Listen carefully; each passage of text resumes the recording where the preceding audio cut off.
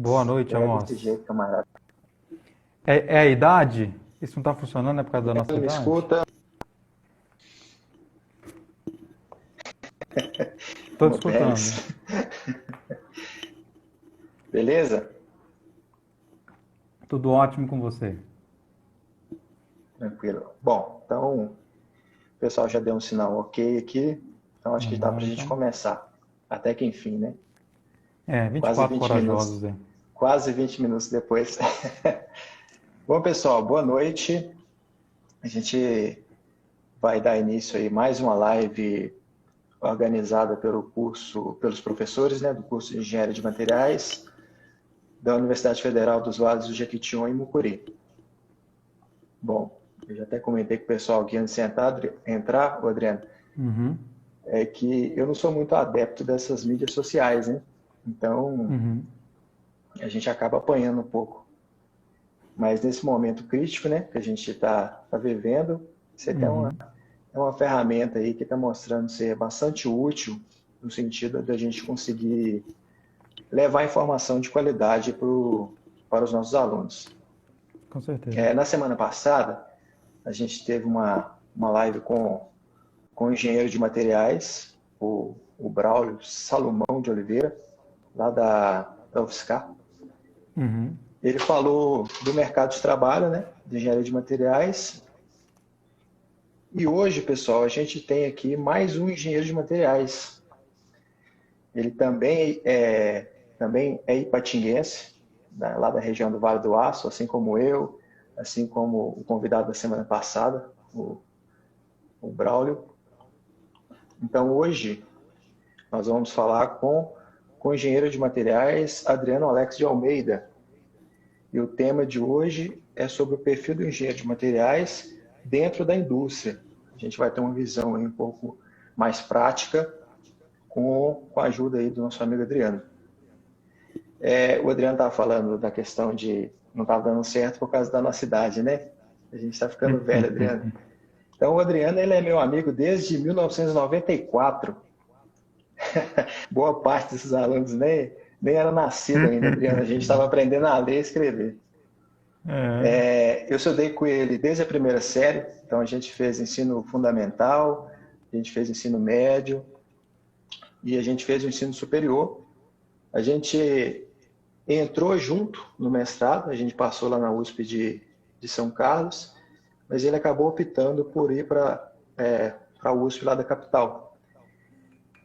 Então, o Uhum. Adriano ele é o cara que tem uma certa responsabilidade aí, no caso, pela minha escolha pelo curso de Engenharia de Materiais, porque quando a gente terminou o ensino médio, eu não tinha essa cabeça assim, voltada para a graduação, e ele ficou me incentivando, levou um folhetinho, eu lembro que levou um folhetinho sobre o curso de Engenharia de Materiais, e ele me incentivou bastante, a gente foi lá, fez o vestibular, passamos, fizemos a graduação juntos também. Então é uma pessoa que eu tenho uma grande admiração. Então, meu amigo, é, em nome de todos os professores da engenharia de materiais aqui da UFJM, eu gostaria de agradecer você por ter aceitado o nosso convite e poder participar da live hoje.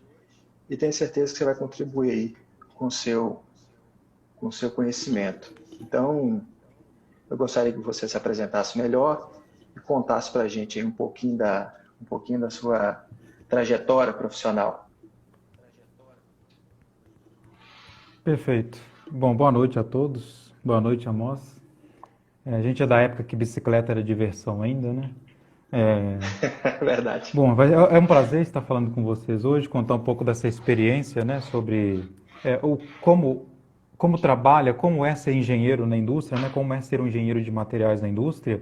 Eu confesso que até 2 anos atrás, talvez eu não saberia responder essa questão porque eu estava doutorado, né, chegando do Canadá no doutorado de sanduíche.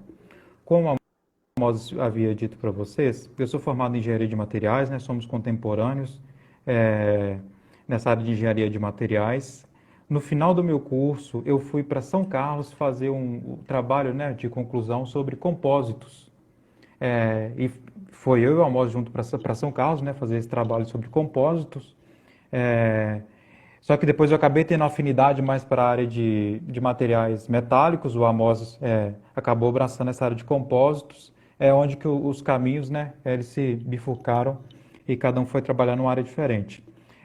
No meu mestrado e doutorado, no mestrado eu abordei o seguinte material metálico, certo? É um material destinado para fins eletromagnéticos.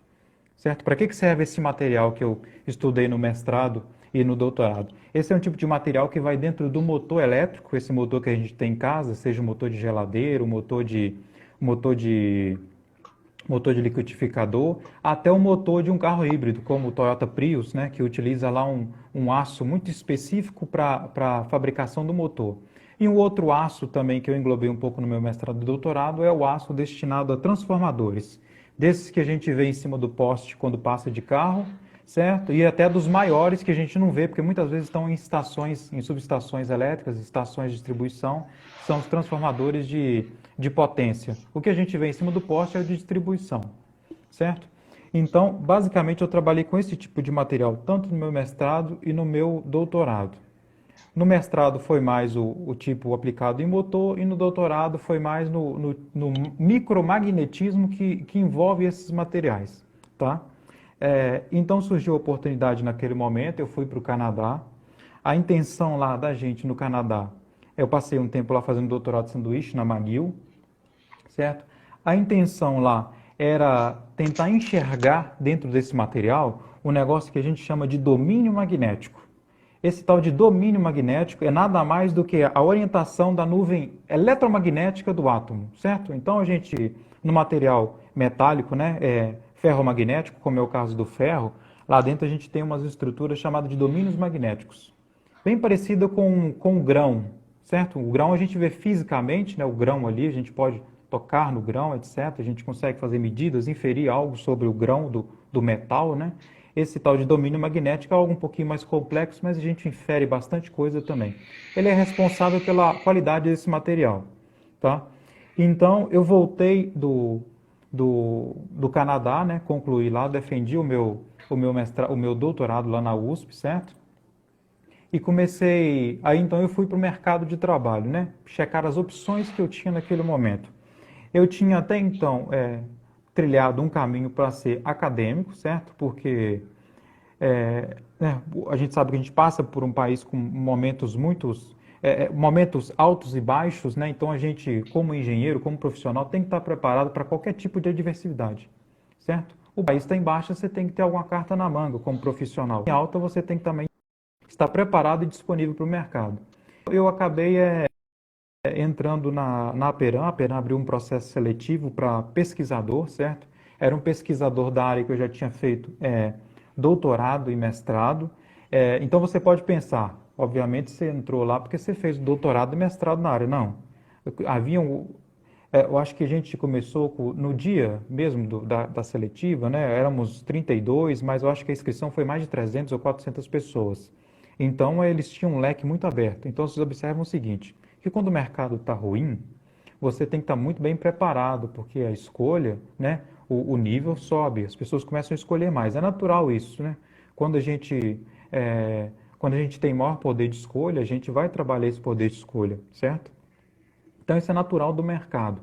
O Amos até me perguntou assim, para eu dar um ponto de vista, né, sobre o perfil do engenheiro que a indústria busca, né?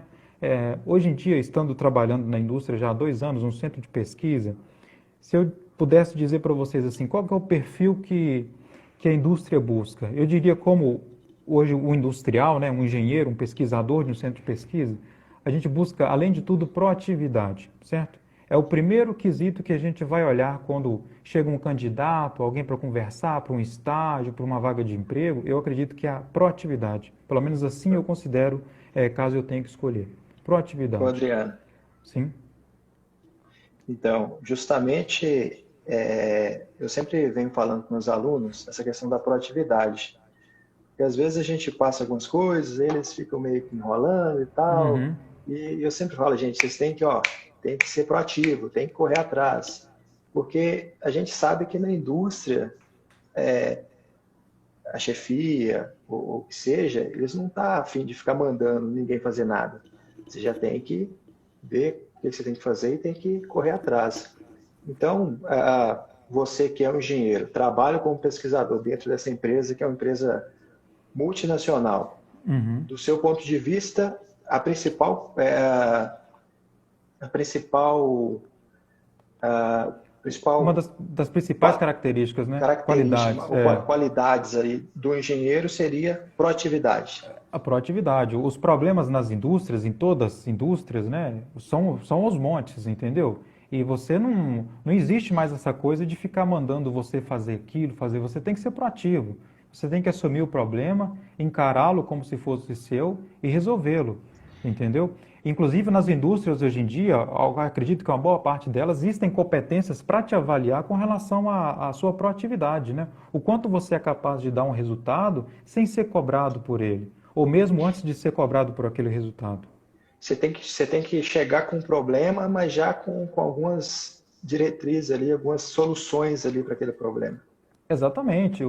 Às vezes, numa entrevista de estagiário, a gente vai perguntar para o estagiário: olha, eu tenho esse líquido aqui, e preciso de caracterizá-lo. E que resposta que você pode me trazer? Porque pensa só, quando você vai escolher alguém para ser seu parceiro, você quer alguém que trabalhe junto contigo, não alguém que você tenha que ficar dizendo para onde vai, o que deve fazer, né? Você quer alguém proativo, alguém que dê conta do recado, entendeu? O outro ponto de vista, você pode comentar, moça? Quer comentar? É que o Adriano, ele como está como pesquisador, ele sempre está aí, tem a possibilidade de ele requisitar estagiários. Então, igual ele falou, ele quer um estagiário que trabalhe junto com ele. Então, vai pegar um estagiário ali de férias, ficar um mês, 2 meses, a pessoa tem que ser proativo, tem que correr atrás, ter essa força de vontade, essa curiosidade. Não é apenas sentar lá e ficar esperando as demandas, tem que Uhum. participar, na verdade, né? Com certeza. E a proatividade, né, a curiosidade do engenheiro, ele tem que ser proativo e curioso, porque o Sim, conhecimento técnico, ele não vem com uma semana de estudo, né? O Amos não fez uma semana de estudo para ser um doutor, para ser um mestre, para ser um engenheiro, e muito menos eu. A gente é um caminho que você tem que percorrer. Então o aluno, né, a gente quando começa a graduação, quem dera eu ter ciência disso, a gente tem que tem que ter muita ciência de que o resultado ele é feito de infinitesimais. Para quem já fez verdade. cálculo, sabe o que é infinitesimal.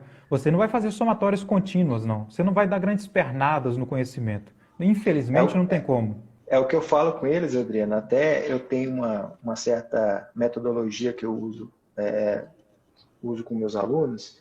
E às vezes, quando dá nas primeiras aulas, eu passo uma palestra sobre como que o cérebro funciona e mostro para eles que muitas vezes, na maioria das vezes, o aluno, vamos supor, começa a dar a disciplina agora e a prova daqui a um mês. Ele quer deixar para estudar uma semana antes ou um dia antes. E o conhecimento, ele não é construído assim, de repente, você, pum, já aprendi É, tudo.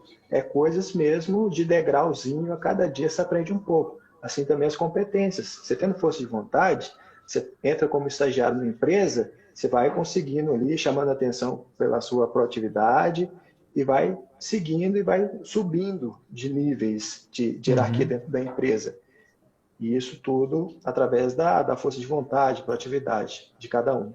E hoje em dia não tem mais se admitido aquele conceito de que, eu não vi isso, eu não sei como funciona isso, porque está tudo muito disponível, né? O YouTube tem aulas de cálculo, o YouTube tem aula de metalurgia, na internet a gente encontra N materiais para N diferentes alunos, certo? Então, Verdade. essa coisa dessa desculpa que a gente já tentou usar na época de graduação e os professores nunca aceitaram, eu não Aham. vi isso, eu não sei como fazer. Infelizmente, você vai ter que arrumar uma maneira de fazer isso, entendeu? Verdade. E a gente está falando de uma época que a gente estudava, né, Adriano? Era uma época que a internet, a gente esperava dar ali sexta-feira depois da meia-noite para entrar. Era uma internet a velocidade super Para lenta. entrar. Não tinha essa acessibilidade, essa quantidade de conteúdo que a gente tem, né, hoje em dia. Hoje em dia você entra no YouTube, tem essas plataformas aí que tem cursos online gratuito, ou tem cursos que você paga coisa, um valor irrisório pela qualidade do conteúdo. Uhum. E mesmo naquela época, a gente não tinha essa desculpa também, porque a gente tinha acesso livre à biblioteca. E a gente tinha os computadores da universidade. Então, Exatamente. imagina hoje. Hoje o aluno falar que que não teve, não achou alguma coisa, ou não teve tempo para fazer alguma coisa, tempo eu posso até quebrar um galho um pouquinho, porque às vezes tem semanas que tem mais prova e tal. Mas Acontece. isso na academia, né? Mas dentro da empresa, você tem prazo, você tem que ser cumprido. Uhum. Então, você não vai chegar para o seu chefe e dar, não deu porque eu estava enrolado com isso, com aquilo. Não, você tem um prazo, você tem que cumprir seu Exatamente. prazo. Quando o motivo é plausível, né, você admite o atraso, não tem nenhum problema, tá? Outra importante característica que eu acho que um aluno de engenharia tem que ter para o mercado de trabalho e para a vida dele é o idioma, tá? Ele tem que saber inglês. Eu não gosto muito da Verdade. palavra fluência, porque a fluência ela é um caminho assim quase que inatingível, né? Porque existem níveis de fluência. Você não vai falar fluentemente como o ministro da Justiça americano. Mas você tem que saber comunicar. Acho que esse é o importante. Você tem que saber Sim. comunicar inglês. Então, só te interrompendo um pouquinho, Adriano, essa questão do inglês, a gente sempre está falando. O inglês é Uhum. importante, mas na prática mesmo. E inglês, dentro do seu contexto aí de empresa, é necessário mesmo ou isso aí é uma invenção aí das escolas de idioma só para lucrar mais? Olha, hoje eu acordei às 7 da manhã para fazer uma reunião com o pessoal da Coreia do Sul. Eles falam inglês e a gente falava inglês também. Então é o seguinte, é uma necessidade diária. Toda semana a gente tem uma reunião, por exemplo, você vai trabalhar na multinacional. Hoje em dia quase todas as empresas são multinacionais, certo?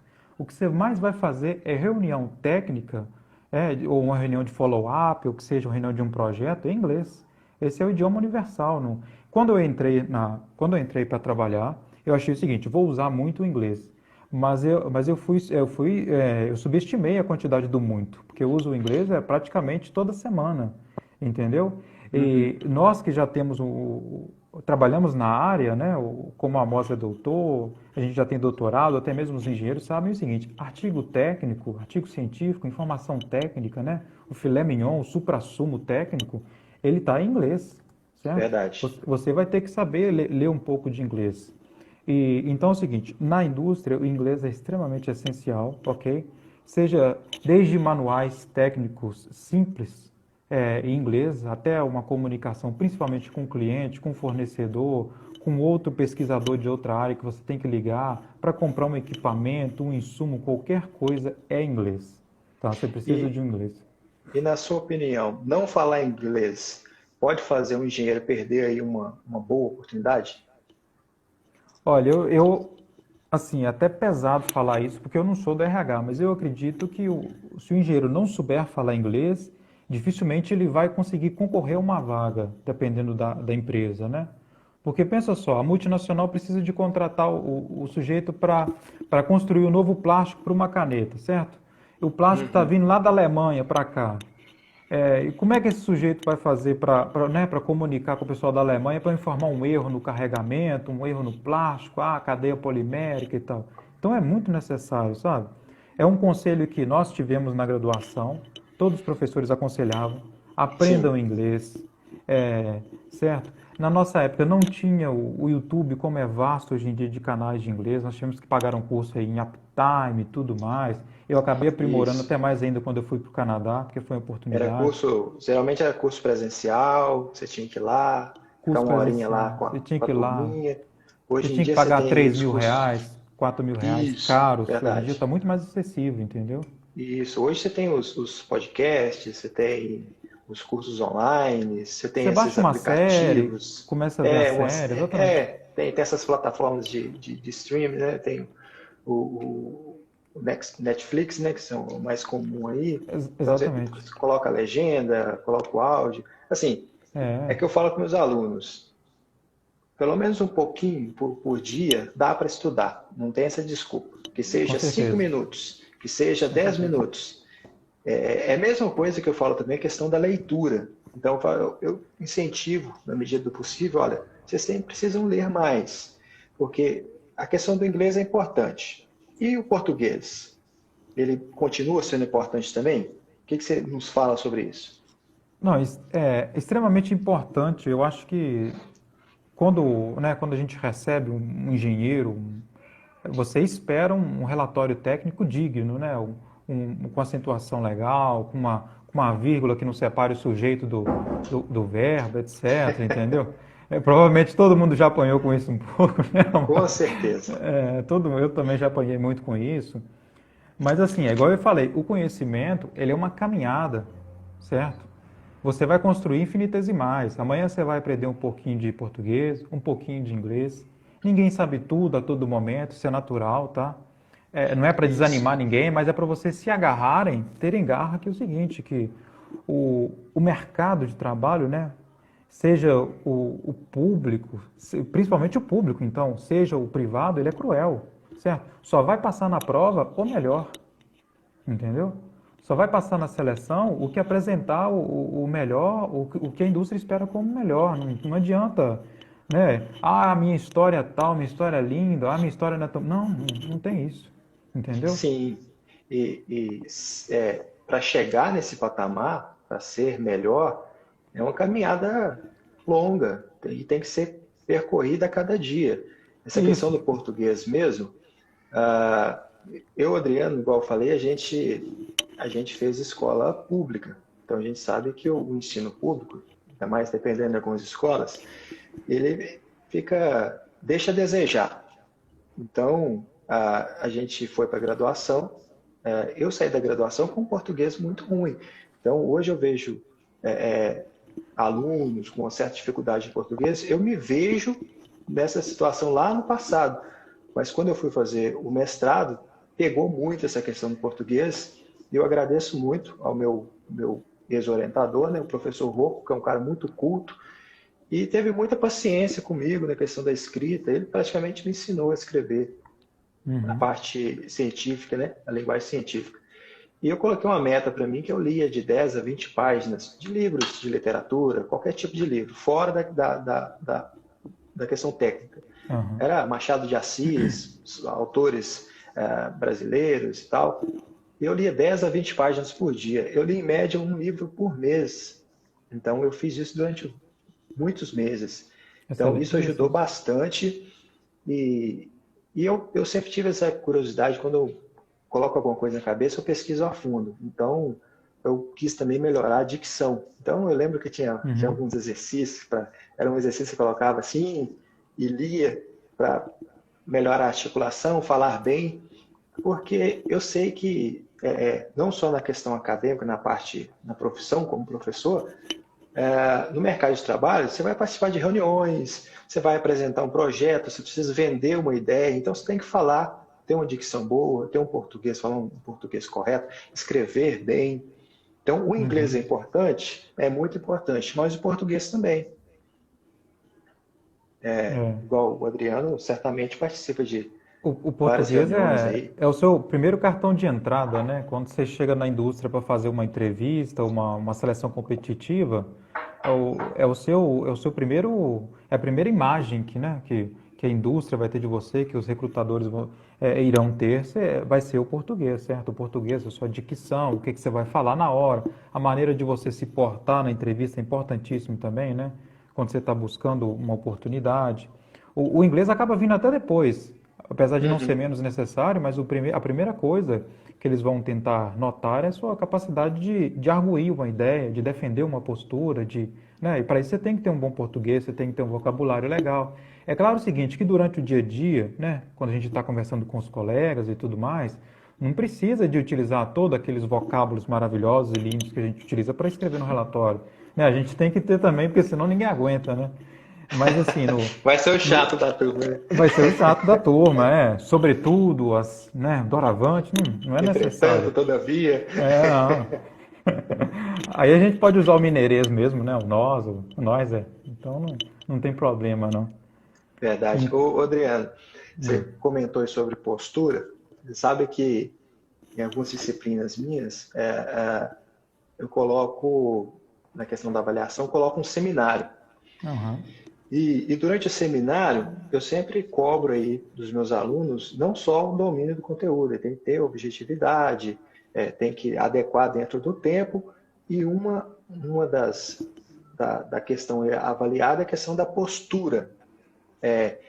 Então, eu sempre no final dos seminários, eu dou um feedback, olha, vocês têm que ficar com uma postura mais ereta, olhar no olho de quem você está falando, você tem que convencer. Eu peço para vir com uma roupa adequada para a apresentação, como se você estivesse fazendo uma entrevista de emprego ali, ou vendendo, fazendo uma apresentação de algum produto. Uhum. Dentro do setor industrial, o que você tem a dizer sobre a questão da postura, Sim. como Olha, se no, portar? Aham. Olha, quando a gente está apresentando trabalho, é como a moça falou, você tem que tentar convencer e, além disso, persuadir, né? Você tem que tentar convencer a pessoa de que aquela ideia, de que aquele resultado seu é importante e é válido, e, além disso, tem que tentar persuadir ele para tomar aquele resultado como padrão, certo? Então, você tem que ter uma postura, você tem que falar com uma certa segurança, entendeu? Evitar vícios de linguagem, igual a gente pode ter cometido vários aqui, mas durante uma apresentação oficial Sim. a gente provavelmente ia tentar evitá-los, certo? Então é sempre nessa tentativa de tentar convencer o outro. O outro só se convence sobre aquilo que ele acha bonito e bacana, certo? Nenhum Aham. aluno vai assistir uma live que não esteja legal e vai se convencer de que aquilo ali é verdade, certo? Então, quando você estiver na indústria, ou você for apresentar lá o projeto da sua vida, como tem muitas seleções competitivas que tem, né, que tem esse tipo de coisa, traz um projeto para a gente, se apresente, vem cá, se apresente aqui na frente, mostra como para a gente como é a sua vida, o que você pretende. Ali você tem que ter o poder de convencimento, de convencer o psicólogo que está te selecionando, o engenheiro que está lá do lado dele, que vai dizer, não, é esse cara que eu quero. Então você tem que ter esse poder de convencimento. Como é que você faz isso? Tendo um bom português, tendo segurança do que você está falando, treinando, porque nem todo mundo tem Isso. facilidade de falar em público, e é natural, e o Isso psicólogo, o engenheiro sabe disso. que eu ia falar, comentar agora, Adriano, porque muitas vezes, e lá atrás também na graduação, os professores passavam seminário para a gente fazer, a gente queria morrer, odiava ir lá na frente. E a gente falar em público, igual o Adriano falou, é um medo praticamente normal de todo ser humano, porque quando você tem todo mundo prestando atenção em você, você dá uma travada. Mas como qualquer outra coisa, qualquer outra habilidade, com o treino você consegue melhorar muito. A Claro, claro. Renata, a Renata até comentou que depois de 9 PIs, é, PI era o projeto que a gente tinha lá no Uhum. Unileste, durante a graduação. Hoje, Adriano, a gente tem aqui, a gente colocou aqui na Materiais o PTI, praticamente um PI lá do Unileste. E você lembra quando a gente apresentou? A gente tinha acabado de chegar na É, universidade, primeiro período. o primeiro Aí o período, Adriano, a a gente a fez gente um, sem a gente informação fez um nenhuma, né? grupo, era em grupo, sem formação nenhuma, Uhum. acostumado a não falar em público. Aí colocaram a gente para apresentar no auditório, parava a semana toda, todo mundo do curso de Engenharia de 60, Materiais no 60 pessoas auditório, lá dentro. 60 pessoas no auditório, colocava a gente lá na frente, os moleques lá na frente com o microfone. Eu tinha É, pavor de microfone. Cara, como eu queria eu, morrer naquele momento, cara. eu acho que teve um fato bem interessante e engraçado, que foi no primeiro PI nosso, a gente estava falando sobre nanotubo de carbono, nós tínhamos Isso. cerca de 15 a 20 minutos, salvo engano. É, aí eu acabei indo apresentar e tal, como a moça comentou, ele tinha um pouco mais de pavor do microfone e tal. Aí eu falei, não, então vamos lá. Claro que não foi com tanta facilidade assim, né? A gente teve uma discussão para ver quem que ia, acabei que eu fui. Peguei o microfone, tinha 15 minutos para apresentar o projeto, apresentei dois. Eu me lembro que quando eu terminei de apresentar, a banca não tinha nem aberto ainda o caderno para fazer a avaliação. Eu tinha apresentado mais de 20 slides em 5 minutos. A famosa Ah, até brincou no dia, falou assim, não respirou, não? eu lembro que no semestre seguinte foi a minha vez, cara. Eu fui lá pra frente, a mão tremia assim. Aí a gente apresentou sobre moldes de gesso, um trabalho muito ruim. É, Tomamos, nossa, uma chuva de críticas, né, do Fabrício, que depois veio a ser nosso é, orientador de iniciação científica. Mas foi um aprendizado. Todo semestre era aquele frio na barriga, você ia lá para o auditório, aí ia passando os minutos, você uhum. sabia que estava chegando sua vez, dava aquele frio na barriga, cara. E fora isso, tinha os seminários que apresentava nas disciplinas. E esse domínio de falar em público veio bem depois. Então, assim, igual a Renata falou, foram 9 PIs, foram seminários, aí vai para o É mestrado, vai para o treino, exatamente, doutorado, vai você vai treinando. fazendo, aí tem as bancas, tem isso, tem aquilo. E mesmo assim eu tinha tanto insegurança em falar em público, que eu fiz um curso de teatro em São Carlos durante um ano para tentar perder esse medo. Uhum. Então, essa habilidade que eu considero E, que eu não domino tão bem, porque aham, sempre dá aquele nervosismo ainda. A gente vai construindo aos poucos. isso, Então, hoje a é gente vê o escadinhas, né, cara? profissional falando lá na frente, uma oratória boa e tal, ele não aprendeu isso de uma hora para outra. Não, Então, não. assim, ele tem uma caminhada longa, igual a gente teve também. A Renata também fez vários Uhum. PIs, vários seminários, várias bancas de qualificação, defesa de mestrado, e por aí vai. A Daniela até falou que o coração batia forte na hora de apresentar o TI, Ah, né? Uma coisa que eu gostaria de falar para os alunos é o seguinte: não esperem chegar no último período para treinar, não esperem chegar no mestrado. Já comecem agora. Quando o professor passar um trabalho para vocês, já comecem a fazer o treinamento agora, entendeu? Se disponibilizar para ir lá apresentar, falar um pouco, treinar um pouco, né, a dicção, a maneira de falar, a maneira de tentar convencer sobre o seu trabalho, certo? Um outro ponto importantíssimo que eu já até falei, vou frisar, o engenheiro de materiais ele tem que ser por si só curioso, certo? Porque é o seguinte, o sujeito que se dispõe a fazer engenharia de materiais, ele tem que ser um curioso porque ele vai estudar diversos materiais, certo? verdade. E não há como você aprofundar em todos eles. Então você tem que saber que a curiosidade ela tem que ser intrínseca, né, nesse engenheiro de materiais. Você vai testar um corpo de prova de um determinado material, um plástico, começa a filosofar e pensar como seria se a gente estivesse testando outro. O que, do ponto de vista atômico, deu para esse material essa propriedade? Isso a gente faz no emprego até hoje, certo? Isso a gente começou a fazer na graduação, no mestrado, no doutorado, e até hoje eu faço. O meu dia a dia é isso, é pensar o que acontece com esse material do ponto de vista macro, micro, e depois botar isso tudo numa apresentação, que eu faço N por dia, todo mundo do meu setor fazem várias, tentar convencer uns aos outros de que aquilo está certo, de que aquele resultado é plausível ou não, e depois tentar botar aquilo no inglês para apresentar para alguém de fora, por que nós precisamos de um laser, por que nós precisamos de uma tinta, de uma máquina que corta assim, assado. Então, você está entendendo? É tudo que a gente junta ao longo da graduação para a gente poder fazer o melhor no dia a dia, entendeu? Verdade. E essa questão de entender e trazer essa questão do micro para o macro, para entender as propriedades, para ter que tipo de aplicação vai ter, é o tetraedro, né, da engenharia de Exatamente, materiais. exatamente. Ultimamente eu tenho feito, todas as minhas aulas eu tenho colocado o tetraedro lá da materiais, eu acho que Uhum, os alunos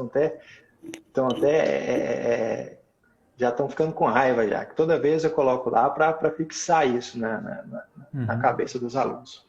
Bom, você trabalha numa empresa que é uma siderúrgica, correto? Sim. Então, assim, eu gostaria que você falasse para a gente o que o engenheiro faz, o engenheiro de materiais faz dentro da empresa nesse segmento. Certo. Ó, o engenheiro de materiais dentro desse segmento, ele pode ocupar as mais diversas posições, certo? Desde de um engenheiro que vai controlar o processo, ou seja, aquele sujeito que fica responsável por controlar vamos supor, um recozimento de uma bobina numa linha contínua, certo? Ele tem que controlar todos os parâmetros, né? Esse engenheiro de materiais destinado ao processo. Ele tem que controlar os gases que vão entrar nessa atmosfera, a temperatura, a velocidade com que esse material vai ser processado, certo? A tração que você vai, é muito importante, a tração que você vai aplicar nessa bobina quando ela estiver sujeita a um recozimento contínuo, que a gente sabe, né, do problema da tração, com o aumento da temperatura. Então, tá vendo? A todo momento você tem que buscar a perna técnica, porque senão você cai. Uhum. Certo? Você vai para a cearia, para ser um controle de processo da cearia. Você tem que entender um pouquinho sobre refratário, porque né, a escória, uma escória que é básica, uma escória que é Uhum. ácida. Você Ah, tem que sim. entender um pouquinho né, da relação do carbono, aquelas reações que ocorrem dentro de um outro forno, né, onde que o minério é transformado em gusa, né? E depois vai para um refino numa aciaria, onde ele é transformado em aço. Né? A diferença do gusa para o aço é praticamente porque a gente tira carbono, né? Tira carbono daquele banho de aço líquido. Então é o seguinte, no meu ponto de vista de pesquisa, como pesquisador, a gente tem que estar ligado, prestar muita atenção em quase todas as etapas, certo? Porque, por exemplo, a gente faz pesquisa, né? Nós estamos atualmente desenvolvendo material, que é a parte mais legal do meu dia a dia, é desenvolver esse material, que eu adoro fazer, todo mundo lá gosta bastante, a gente está fazendo o desenvolvimento de uma nova liga. Então a gente tem que escolher a composição desse material lá na cearia, né? Que a cearia vai, vai preparar para a gente, né? O alto forno vai fundir, a cearia vai preparar para a gente. A gente tem que saber o tanto de magnésio que você vai colocar, o tanto de nitrogênio, o tanto de fósforo que é admitido, o tanto de silício que você tem que adicionar, certo? Aí você tem que saber o seguinte, você tem que saber que elemento que é substitucional, que elemento que vai entrar numa difusão é intersticial. Você tem que, tá vendo? A gente já buscou lá na academia, porque senão não dá certo, Isso. ok? Aí depois disso você tem que laminar isso a quente, você tem que saber o que carga que você vai precisar para laminar esse material a quente. Se você não tiver prestado muita atenção lá nas suas disciplinas de ensaio mecânico, você vai ter um probleminha, certo? Verdade.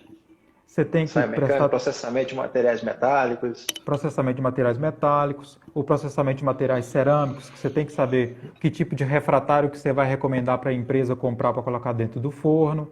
Você tem que saber que Verdade. tipo de plástico, né, que tipo de polímero vai ser admitido num processo, um Teflon, tem algum tipo de polímero que a gente pode colocar substituindo uma guia, você tem que saber esse tipo de coisa, não é só metal. Você tem que ter um sujeito lá que entende da química do polímero para saber que tipo de coisa que pode ser recomendado, certo? E nada melhor do que um engenheiro de materiais que tem essa visão ampla de Com todas as certeza, propriedades dos materiais. com certeza. Adriano, você tá falando aí para gente que vocês estão desenvolvendo uma liga, né? Nessa questão do desenvolvimento, vocês começam pelas propriedades, pela aplicação, como que quais são as etapas aí para chegar nesse desenvolvimento? Pensando É, no tetraedro da materiais. eu vejo o seguinte, propriedade e aplicação, no nosso caso, está totalmente conectado, certo? É até difícil de dissociar, né? Vamos pensar em duas nuvens eletrônicas, né, de átomos que se uniram, é difícil você dissociar onde começa um, começa outro, certo? Então, o que acontece? Nós temos uma especificação do mercado, né, que vem junto, intrínseco a ela, tem a propriedade que o mercado espera desse material, né, a partir da especificação que ele recebeu. Vamos supor, o governo da Europa vai estabelecer que o transformador, esse que a gente coloca em cima do poste, o governo brasileiro estabeleceu que esse transformador não pode dissipar uma energia maior que uma certa quantidade a partir de 2021. Então, todas as concessionárias, né, de energia elétrica começam a pressionar os fabricantes de transformador a fabricar máquinas mais é, que dissipem menos energia, né? Mais Entendeu? eficientes. Máquinas mais eficientes. Então, os fabricantes dessas máquinas começam a exigir de nós ligas mais eficientes, certo? Então, a relação entre propriedade, né, e especificação técnica, ela está muito, muito ligada. Então, a partir daí, a gente começa a pensar o tipo de processo e liga que daria aquele tipo de material, certo? Então, existem N tipos de liga, N tipos de processo, mas a gente sabe o seguinte, que se você misturar muito manganês com enxofre, etc., você sabe que aquilo não presta. Porque você lembra lá mais ou menos, né, daquelas coisas de eletroquímica e tudo, da parte de química, química geral, química inorgânica, etc., aquilo formam compostos que não são muito interessantes para alguns processos, certo? Então você começa a puxar Sim. lá da base, certo? O manganês vai combinar com quem? O manganês combina com argônio, argônio não existe. Você tem que saber isso, né? Isso é interessante você saber. Então a gente começa a reunir todas essas informações, a partir daí a gente começa a estabelecer a liga, certo? E qual a melhor forma de processar aquela liga para obter o melhor resultado lá na frente. Então eu diria o seguinte, o tretaedro é tão importante que eu não sei nem mais dizer qual o caso de um centro de pesquisa, né? No caso de que você vai trabalhar na indústria, de tão interligado que aquilo está, entendeu? Mas eu sei o seguinte, que se uma daquelas pontas falharem, o seu estudo, todo o seu projeto também vai falhar, entendeu? Verdade. Na engenharia de materiais, a gente tem várias disciplinas que, quando o engenheiro termina ali a sua graduação, ele deve ter uma base ali para conseguir enxergar essa questão, essas especificidades do tetraedro. Quando ele chega Uhum, na indústria, ele vai ali aprender dentro de cada segmento ali como utilizar essas informações. Porque na academia a gente não consegue, né, uhum, atingir um patamar exigido pelas indústrias, porque as indústrias têm vários segmentos de mercado e na academia a gente não tem essa questão, não tem essa possibilidade, os equipamentos, por exemplo, vocês trabalham com determinados tipos de equipamentos, às aham. vezes a gente, dentro da academia, a gente não tem esses tipos de equipamento. Aí que entra novamente o engenheiro recém-formado, ele vai entrar, se ele tiver proatividade, ele vai aprender, ele vai crescer dentro da empresa ali, em nível Com certeza, intelectual. moça. Com E dentro certeza. da Olha, empresa, pode por exemplo, falar. se eu tivesse diante de uma escolha entre alguém com capacidade técnica elevadíssima e baixa proatividade, o inglês não tão bom, do outro lado, uma pessoa com a proatividade muito boa, com a capacidade técnica legal, mas não tão quanto do outro candidato, eu escolheria aquela pessoa que tem proatividade, certo? Porque enquanto formados, enquanto indústria, todo mundo sabe, ninguém nasce pronto, né? Ninguém vai sair da graduação totalmente preparado. Por isso que é importante a pessoa ser curiosa, proativa, entendeu? Porque a gente sabe que a partir do momento que você seleciona aquela pessoa e põe ela na sua equipe, ela vai deslanchar, se você der o recurso para ela. Então não tem por que ter medo. Verdade. E até porque hoje em dia as coisas são muito dinâmicas. Então, você sai da graduação, você vai para a empresa, você está dentro da empresa, de repente muda uma certa metodologia, uma visão diferente. Então, a gente sabe que no mercado de trabalho as coisas acontecem muito rápido. Então, hoje a gente tem as tecnologias que estão aí Uhum, avançando a passos largos, né? sim. E temos profissões aí que a gente nem sonhávamos que teriam, né? Hoje temos criadores de conteúdo para o YouTube, temos os gerentes de mídia social, desenvolvedores de Uhum, aplicativos. Então, o setor industrial também ele acompanha essa mudança de é. tecnologia, de metodologias, e os profissionais que estão saindo da academia, até mesmo os profissionais que estão dentro da empresa, eles estão sendo cada vez mais cobrados para ficarem atualizados nisso aí. Então, assim, nesse mundo dinâmico, novas competências já vão surgindo e a gente precisa acompanhar essas demandas, né? Então, o que Uhum. você falaria assim para a gente sobre essas novas competências e como elas são importantes para os engenheiros recém-formados? Olha, eu acho que hoje em dia uma das principais, né, que a gente vem trabalhando no centro de pesquisa e que a gente trabalha na indústria como um todo, independente do setor, é a capacidade de analisar dados, né, o chamado data science, certo?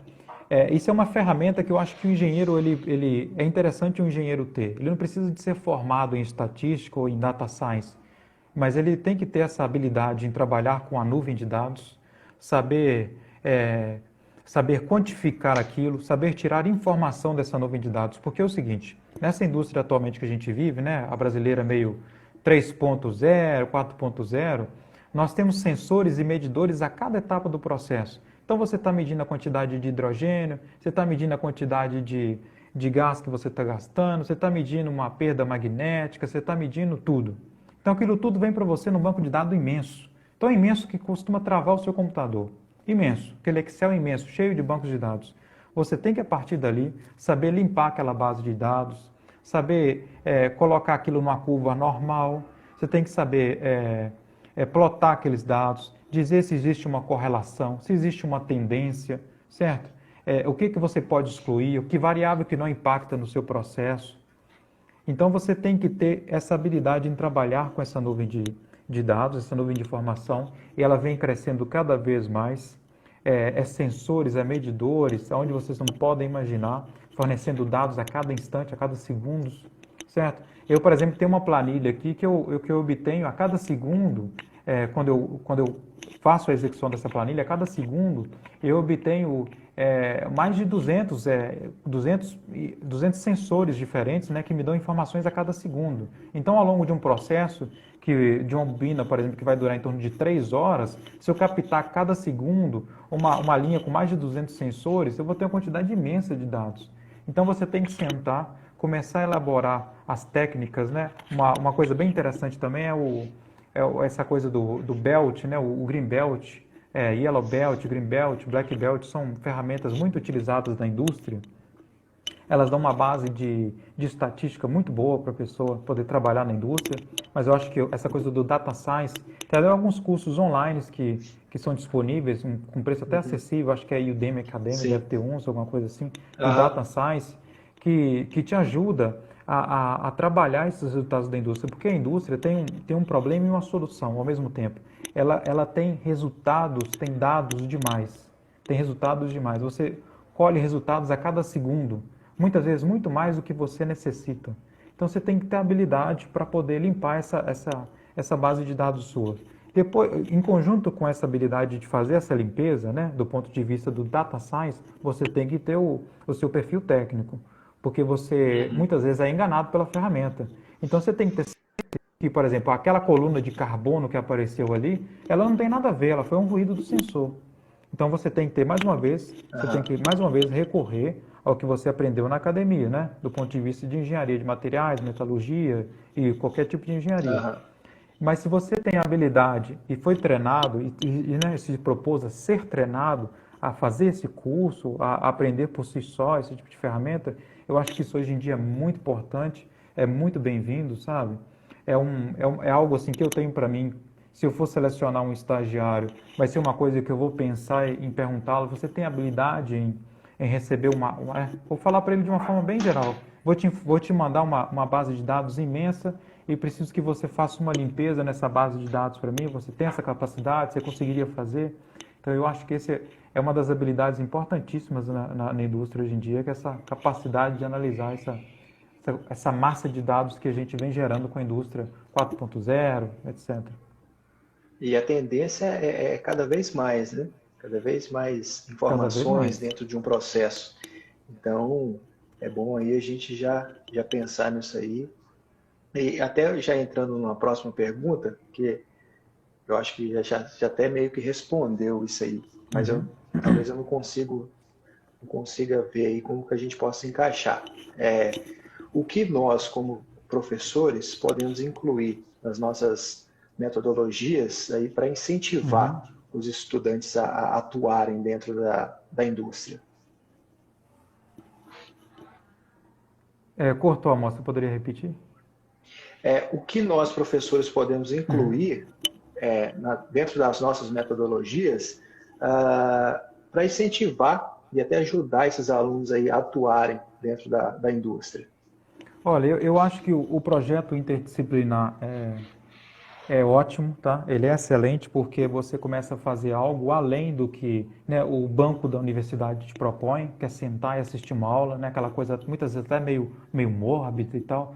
O PI é excelente oportunidade, porque eu vejo o seguinte: o PI, se você conseguir linkar ele principalmente com um problema ou uma pequena parte de um problema que uma indústria tem, você já aprende, né, maneiras de tentar solucionar aquele problema. Então, uma isso dica é a nossa ideia. A ideia nossa aqui, Adriano, só te interrompendo, é justamente os alunos eles buscarem nas empresas regionais aqui problemas e esses problemas serem os temas, né, do trabalho deles, e em grupo tentar uma solução, quebrar a cabeça mesmo para tentar resolver esses problemas.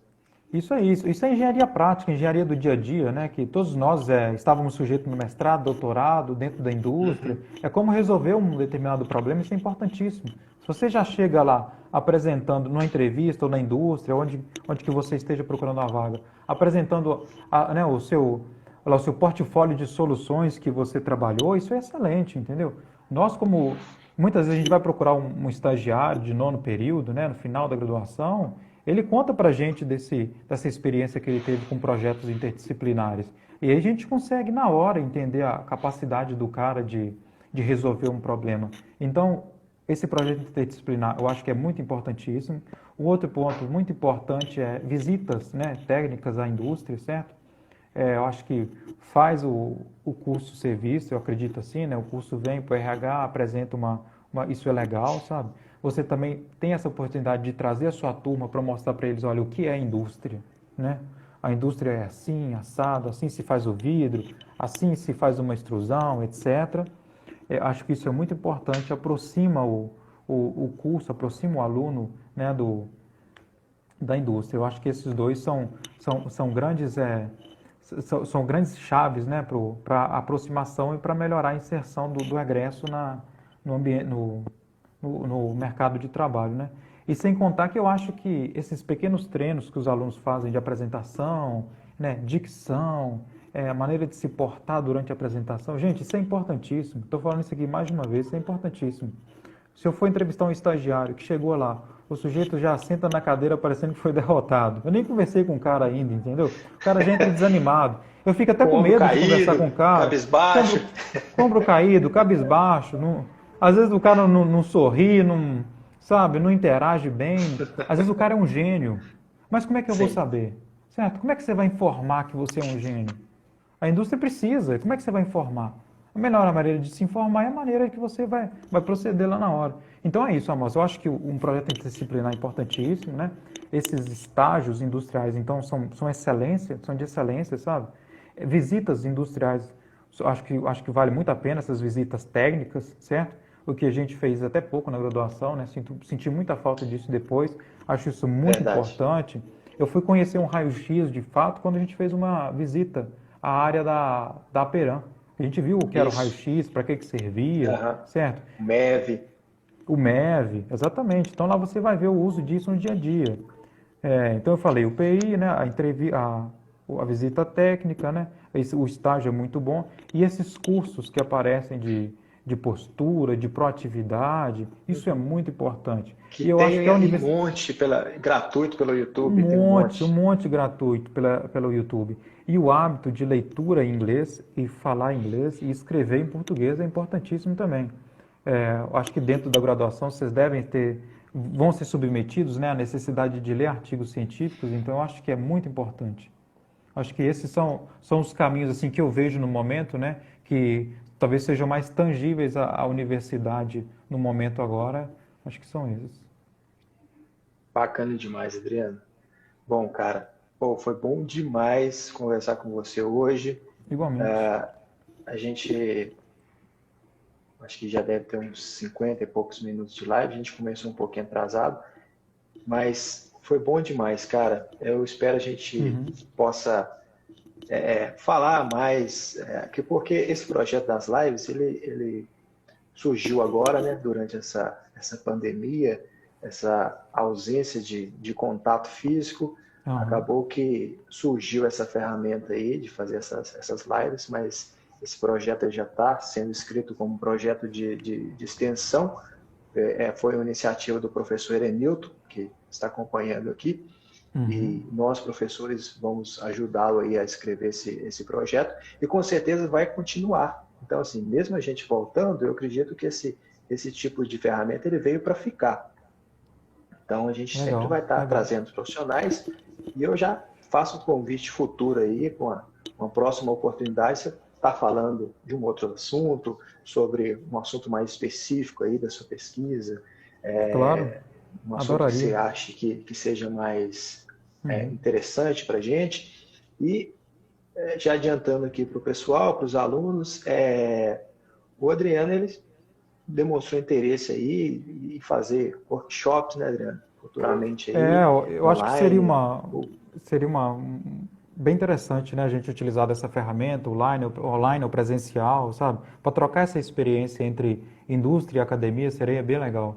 Mostrar para vocês o que que eu faço, o que de fato é a pesquisa, né? O que que a gente faz na pesquisa como engenheiro de materiais, o que que é um aço elétrico, por que que o aço elétrico é importante, Até mesmo a gente tem outros pesquisadores de inox, como a Daniela que estava aqui, pode falar, apesar dela pertencer ao time de aços elétricos, ela tem muito respaldo, ela é doutora na área de aços inox, pode contribuir também. Então, Com assim, certeza. a gente A está Daniela está super nos aberto. acompanhando aqui, né? Eu já Uhum, faço o convite já ao vivo aqui para ela, uma próxima live aí, ela poder estar fazendo isso um aí, bate-papo aqui com a gente. Eu isso já aí. estou fazendo o convite já. Isso aí. Então a gente pode, no futuro, bolar aí mini cursos sobre o mundo dos